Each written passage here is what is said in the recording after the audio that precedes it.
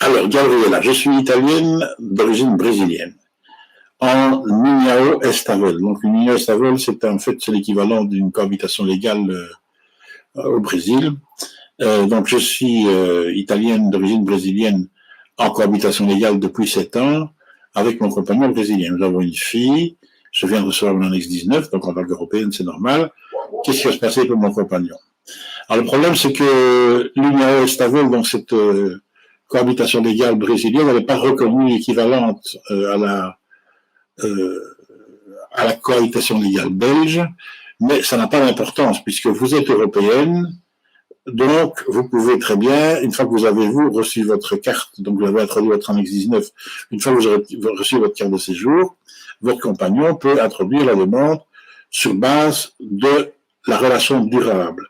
Et quand on introduit une demande sur base d'une relation durable, il n'y a pas besoin que la relation soit officialisée par un document qui est équivalent à une cohabitation légale ou à un mariage, mais par contre, votre União Estável du Brésil servira de preuve de votre relation durable. Là, on est dans le cas ici, donc, on est dans le cas d'une relation de couple avec un Européen, et donc vous avez cette possibilité d'obtenir le séjour sur base d'une relation durable. Donc, bien sûr, votre cohabitation légale espagnole n'est pas reconnue équivalente à une cohabitation légale belge, donc on n'est pas dans ce cas-ci.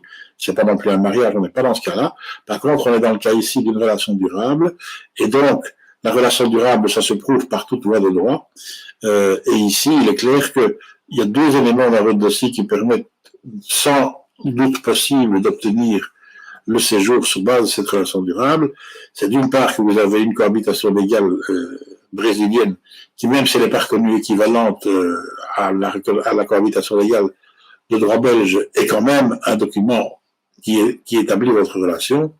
Et par ailleurs, vous avez un enfant. Et en plus, si vous vivez depuis 7 ans ensemble, vous pouvez prouver manifestement que vous êtes dans les conditions d'une relation durable. Donc la relation durable, ça ne pose absolument aucun problème pour que votre copain puisse avoir le séjour de cette manière-là. Encore une fois, les relations durables, c'est quelque chose que les communes sont parfois, interprètent parfois de manière restrictive. Il y en a tout simplement qui ne savent même pas ce que c'est.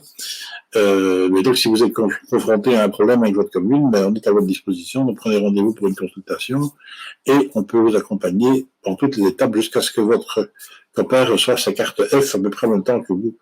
Parce que vous, la carte E, vous allez l'avoir très rapidement. Donc, après 6 mois, votre copain pourra avoir la carte F sans problème. En plus, si vous êtes italienne, votre enfant est probablement italien aussi, et donc, il est en plus le père d'un enfant italien. Donc, il y a un double lien de regroupement familial avec un Européen, donc avec vous, son épouse, et avec l'enfant par ailleurs. Donc, dans tous les cas, il n'y a pas de problème pour lui pour obtenir un titre de séjour.